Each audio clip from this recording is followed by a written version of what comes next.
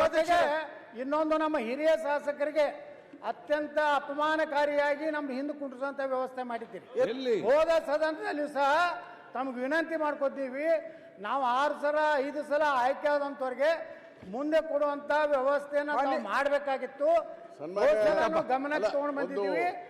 ಈ ಸಲನೂ ಸಹ ನಮ್ಮ ಕೊನೆಗೆ ನನಗೆ ಎಷ್ಟೇ ನಂಬರ್ ಯತ್ನಾಳ್ ಸಾಹೇಬ್ರನ್ನ ಮಾತಾಡ್ತೀರ ರಂಗನಾಥ್, ಬಿಜೆಪಿ ಏನ್ ಸಿಗ್ತಾ ನಿಮ್ಗೆ? ಯತ್ನಾಳ್ ಸಾಹೇಬ್ರನ್ನ ಅನಾಥರು ಮಾಡ್ಬಿಡವ್ರೆ, ಅದಕ್ಕೋಸ್ಕರ ನಾವೆಲ್ಲ ನಿಮ್ ಜೊತೆ ಇದ್ದೀವಿ. ಪ್ರಶ್ನೆ ಶುರು ಆಗ್ಲಿ. ಅಧ್ಯಕ್ಷರೇ, ನಮಗೆ ಇನ್ನೊಮ್ಮೆ ನಮ್ಮ ಸೀಟುಗಳ ಬಗ್ಗೆ ಪುನರ್ ಪರಿಶೀಲನೆ ಮಾಡಿ ನಾಳೆ ಒಳಗಾಗಿ ತಾವು ವಿಧಾನಸಭಾ ಅಧ್ಯಕ್ಷರಾಗಿ ಒಂದು ಒಳ್ಳೆಯ ನಿರ್ಣಯ ತಗೋಬೇಕಂತೇಳಿ ನಾವು ಅತ್ಯಂತ ಕಳಕಳಿಯಿಂದ ತಮ್ಮಲ್ಲಿ ಪ್ರಾರ್ಥನೆ ಮಾಡ್ತೀವಿ. ಒಂದು ನಿಮಿಷ ಎಲ್ಲರೂ ಒಂದ್ ಸೆಕೆಂಡ್ ಬೈ ರಾಯರೆಡ್ಡಿ ಒಂದ್ ಸೆಕೆಂಡ್ ಅದನ್ನು ಕ್ಲಿಯರ್ ಮಾಡ್ತೇನೆ ನಾನು. ಯತ್ನಾಳ್ ಅವರೇ ಆಯ್ತು, ಇದಲ್ಲ ಬೇರೆ ಪ್ರಶ್ನೆ.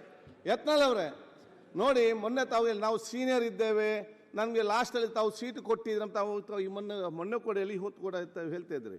ನಾನು ಸ್ಪಷ್ಟ ಬರ್ತೇನೆ, ರಾಜ್ಯದಲ್ಲಿ ಸೀನಿಯರ್ ಜೂನಿಯರ್ ಅಂತ ಇಲ್ಲ. ಅಧಿಕಾರ ಇದ್ದವನೇ ಸೀನಿಯರ್, ಅಧಿಕಾರ ಇಲ್ಲದವನು ಜೂನಿಯರ್. ನಾವು ಹೇಳ್ದು ಕೇಳಿ, ಒಂದು ಸೆಕೆಂಡ್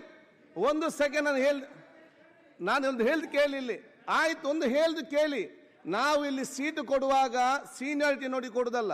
ಯಾರಿಗೆ ಜಾಸ್ತಿ ಸಂಖ್ಯೆ ನಂಬರ್ ಇದ್ರೆ ಅವ್ರಿಗೆ ಈ ಸೈಡ್ ಕೊಡುವಂಥದ್ದು, ಕಡಿಮೆ ಸಂಖ್ಯೆ ನಂಬರ್ ಇದ್ರೆ ಈ ಕಡೆ ನಾವು ಕೊಡುವಂಥದ್ದು. ಅದಕ್ಕಿಂತ ಕಡಿಮೆ ಇದ್ದರೆ ಆ ಕಡೆ ಬಂದು ಸೇರ್ತಾರೆ.